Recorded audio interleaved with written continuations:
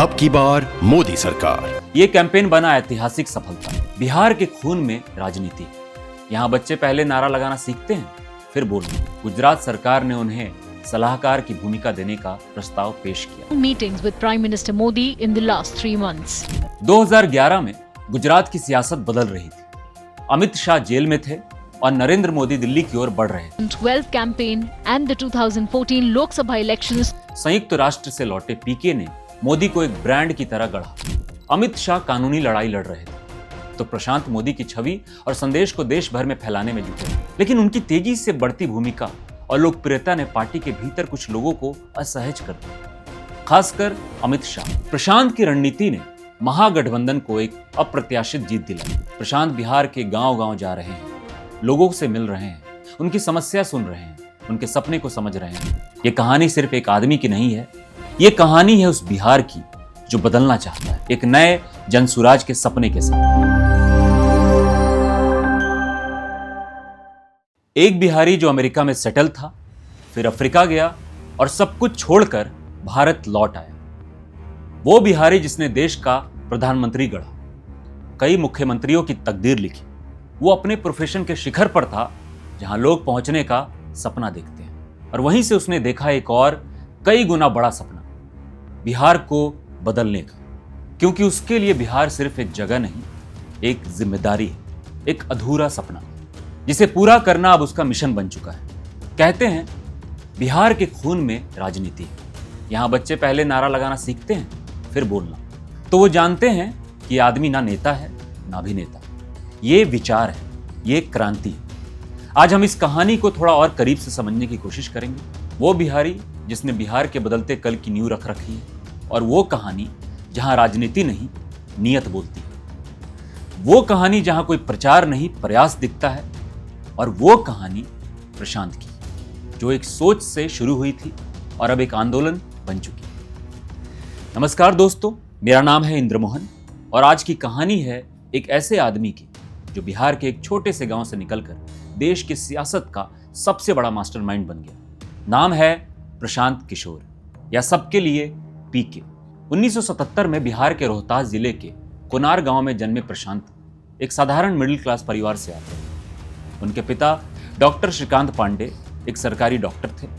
बचपन में उन्होंने देखा बिजली की कमी, पानी की दिक्कत, स्कूल की दूरी और अस्पतालों की हालत। यही सब अनुभवों ने उनके अंदर बदलाव लाने की चिंगारी जगाई।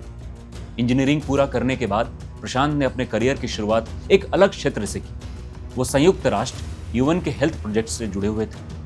अफ्रीका और एशिया के कई विकासशील देशों में उन्होंने पब्लिक हेल्थ और पॉलिसी पर काम किया, लेकिन उनका मन था भारत के लिए कुछ करने का। अफ्रीका में काम करते हुए प्रशांत किशोर ने एक ऐसा पेपर लिखा था जिसमें उन्होंने भारत के कुछ तेजी से विकास कर रहे राज्यों में कुपोषण की समस्या उजागर की थी, और गुजरात उनमें शामिल था। इस रिपोर्ट में यह बताया गया कि कैसे आर्थिक प्रगति के बावजूद विकास के कुछ सूचांक जैसे स्वास्थ्य, पोषण आदि में उन राज्यों में पर्याप्त सुधार नहीं हुआ है। उसी रिपोर्ट ने गुजरात सरकार के ध्यान को खींचा और उसके बाद गुजरात सरकार ने उन्हें सलाहकार की भूमिका देने का प्रस्ताव पेश किया। पीके ने प्रस्ताव स्वीकार कर लिया और गुजरात आ गए। 2011 में गुजरात की सियासत बदल रही थी। अमित शाह जेल में थे और नरेंद्र मोदी दिल्ली की ओर बढ़ रहे थे। उन्हें चाहिए था एक नया रणनीतिक दिमाग, और वहीं से कहानी शुरू हुई प्रशांत किशोर की। संयुक्त राष्ट्र से लौटे पीके ने मोदी को एक ब्रांड की तरह गढ़ा। उन्होंने बनाई team citizens for accountable governance CAG, जिसने डेटा, सर्वे और इमोशन को मिलाकर रचा इतिहास। अमित शाह कानूनी लड़ाई लड़ रहे थे तो प्रशांत मोदी की छवि और संदेश को देश भर में फैलाने में जुटे थे। 3 साल की योजना और हजारों सर्वे के बाद उभरा वो नारा जिसने राजनीति की परिभाषा ही बदल दी, अब की बार मोदी सरकार। ये कैंपेन बना ऐतिहासिक सफलता। 2014 चुनाव के बाद नरेंद्र मोदी प्रधानमंत्री बने और प्रशांत किशोर अब की बार मोदी सरकार अभियान के मुख्य रणनीतिकार के तौर पर चर्चित हुए। लेकिन उनकी तेजी से बढ़ती भूमिका और लोकप्रियता ने पार्टी के भीतर कुछ लोगों को असहज कर दिया, खासकर अमित शाह, जो उस समय बीजेपी संगठन की कमान संभाल रहे थे। शाह को लगता था कि पीके पार्टी से ज्यादा अपना क्रेडिट ले रहे हैं। नतीजा, 2014 के बाद उन्हें बीजेपी के सभी रणनीतिक हलकों से धीरे धीरे किनारे कर दिया गया। इसी समय प्रशांत ने citizens for accountable governance CAG को छोड़ दी और 2015 में बनाई एक नई स्वतंत्र संस्था Indian political action committee IPSC, जहां उन्होंने तय किया कि अब वे किसी पार्टी के नहीं बल्कि रणनीति के पेशेवर चेहरे के साथ काम करेंगे। ये भारत का पहला प्रोफेशनल पॉलिटिकल काउंसलिंग ग्रुप बना, जहां युवा, डेटा और स्ट्रेटेजी मिलाकर सियासत को नए रंग में रंगने लगे। फिर आया नीतीश कुमार का 2015 बिहार चुनाव। प्रशांत की रणनीति ने महागठबंधन को एक अप्रत्याशित जीत दिलाई। फिर पंजाब में कैप्टन अमरिंदर सिंह, आंध्र प्रदेश में जगन मोहन रेड्डी और बंगाल में ममता बनर्जी के लिए उन्होंने ऐतिहासिक कैंपेन चलाया। हर जगह डेटा, डिजिटल रिच और ग्राउंड कनेक्ट का परफेक्ट मेल देखा। लेकिन पीके सिर्फ स्ट्रैटेजी तक सीमित नहीं रहे। 2018 में उन्होंने राजनीति में कदम रखा, जनता दल यूनाइटेड ज्वाइन की और पार्टी के राष्ट्रीय उपाध्यक्ष बने। लेकिन 2019 का साल था। देश में CAA और NRC पर बहस तेज थी, सड़कों पर विरोध था, संसद में समर्थन। इसी बीच जनता दल यूनाइटेड के भीतर भी एक तूफान उठ रहा था। नीतीश कुमार ने केंद्र की लाइन को मान लिया, लेकिन पार्टी के राष्ट्रीय उपाध्यक्ष प्रशांत किशोर ने खुलकर विरोध किया। उन्होंने ट्वीट किया, सर बताइए, आप गांधी के रास्ते पर हैं या गॉडसे के?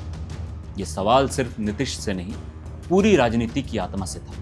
तनाव बढ़ा और फरवरी 2020 में पीके को पार्टी से निकाल दिया गया। लेकिन उस दिन हार किसी की नहीं हुई। वो दिन था जब एक रणनीतिकार एक विचारक बन गया और यहीं से शुरू हुई जन सुराज की यात्रा, जिसका अर्थ है जनता द्वारा सुशासन, good governance by the people. Prashant Bihar के गांव-गांव जा रहे हैं, लोगों से मिल रहे हैं, उनकी समस्या सुन रहे हैं, उनके सपने को समझ रहे हैं। जन सुराज पार्टी 2024 में आधिकारिक रूप से बनी और इसके नियम भी सबसे अलग है। उम्मीदवारों का चयन अमेरिकी शैली की प्राइमरीज से होगा।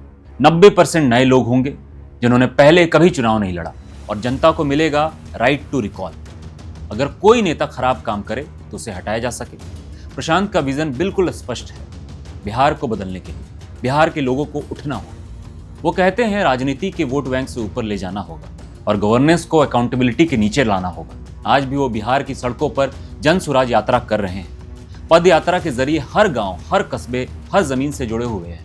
उनका मिशन है एक शिक्षित, ईमानदार और जागरूक बिहार बनाना। UN से लेकर PMO तक और PMO से लेकर पटना की गलियों तक प्रशांत किशोर ने एक नई कहानी लिखी है, एक ऐसे पॉलिटिकल थिंकर की जो नेता नहीं है लेकिन हर नेता से ज्यादा राजनीतिक समझता है। ये कहानी सिर्फ एक आदमी की नहीं है, ये कहानी है उस बिहार की जो बदलना चाहता है और बदलने के लिए चल पड़ा है प्रशांत के साथ, एक नए जनसुराज के सपने के साथ। खैर, आज के इस एपिसोड में इतना ही। मैं हूं आपका होस्ट इंद्र मोहन। अगर आप ये वीडियो YouTube पर देख रहे हैं तो हमारा चैनल सब्सक्राइब भी कर दें, बेल आइकन भी दबा दें ताकि अगले एपिसोड की जानकारी आपको सबसे पहले मिले। और अगर आप Facebook पर देख रहे हैं तो फॉलो कर लीजिए। मिलता हूं अगले एपिसोड में, तब तक के लिए अलविदा दोस्तों। सत्यजीत रे की बंगाली फिल्म महानगर में एक छोटा सा किरदार निभाने का मौका मिला।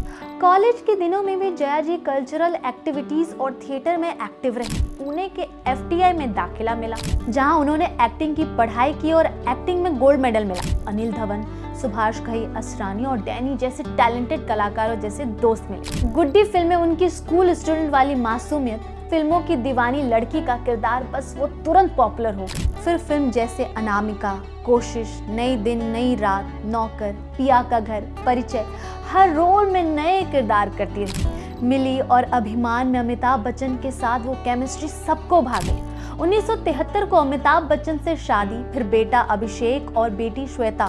जैसे रेखा अमिताभ के अफेयर्स की अफवाहें, शहंशाह का स्क्रीन प्ले लिखा। फिर एक्टिंग की सेकेंड इनिंग शुरू हो गई। कभी खुशी कभी गम, कल हो ना हो, लगा चुनरी में दाग,